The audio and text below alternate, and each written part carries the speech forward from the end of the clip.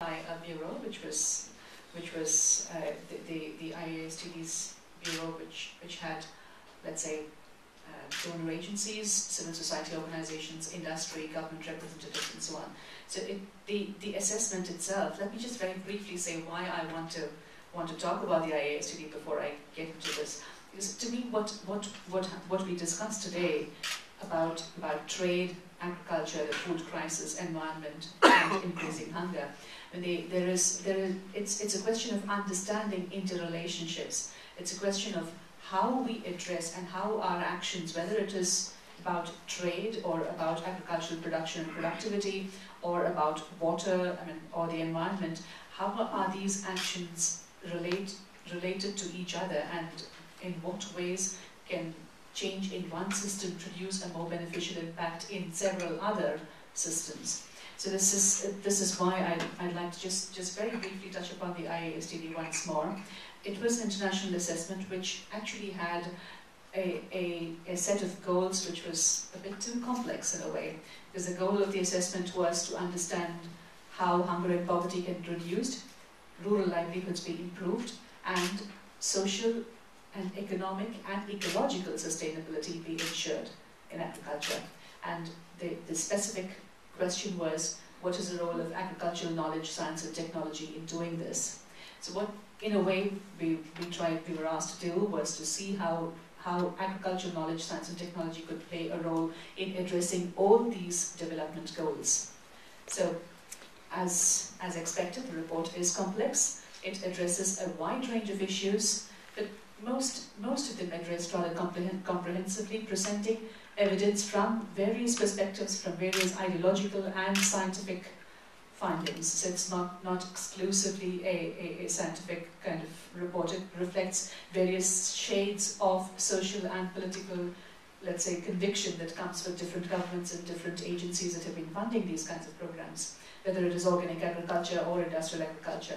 So we've kind of covered all these issues in that report, and it was presented to a plenary, which received it rather well, and accepted by over 58 governments. Some of them have still signed, much later. What rings a bell with the relationship to what this EcoFair trade dialogue, Heinrich-Böll-Stiftung and Ms. Rio are doing is basically to let's say this kind of, let's say, relationships question. How are these various, let's say, compartmentalized bodies of knowledge about trade or about the environment or about poverty and hunger, how are they related?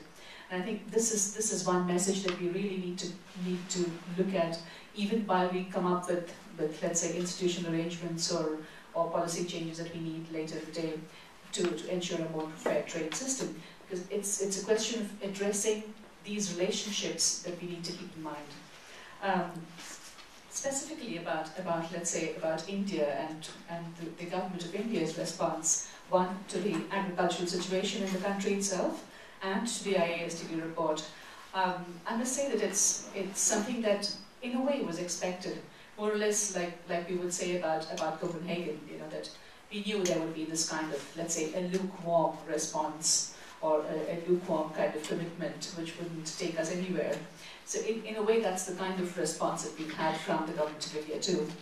One, to continue to support the large-scale irrigated cereal-based monocrops, in a way ensuring that soil and water systems, biodiversity, increasing feminization of poverty, and all these kinds of, let's say, negative consequences that have been the result of the kind of Green Revolution policies that we have followed would continue. And in a way also encouraging, because of the failure to address these negative consequences through appropriate public sector action and investments in rural infrastructure and so on, the government has now, let's say, started encouraging corporate agriculture.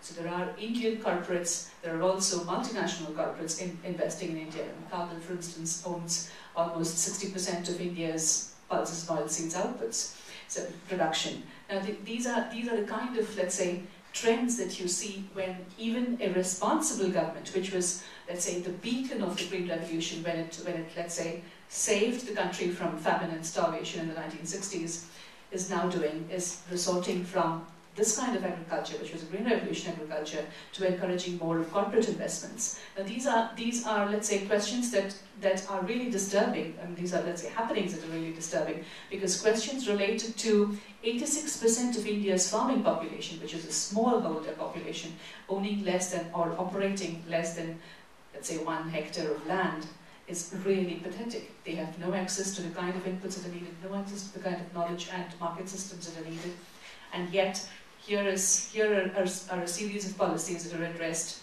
to corporate agriculture and increasing corporate control over Indian agriculture. Now these are worrying, let's say, worrisome happenings. But what is again interesting is what Barbara mentioned about the way civil society organizations, the way some individual state governments have taken up the responsibility of promoting certain forms of agriculture, promoting scale effects for small farmers, like Olivier de Schutter said now about providing sufficient choices for small farmers. Now, there are some states which have made it official, made it part of their departmental policy to promote the systems of rice intensification, which is basically allowing farmers to produce in an agroecologically sensitive way much higher productivity in rice than would be available with green revolution practices. So there are different ways of, let's say, acceptance and addressing small farmers' problems that are happening in this in India.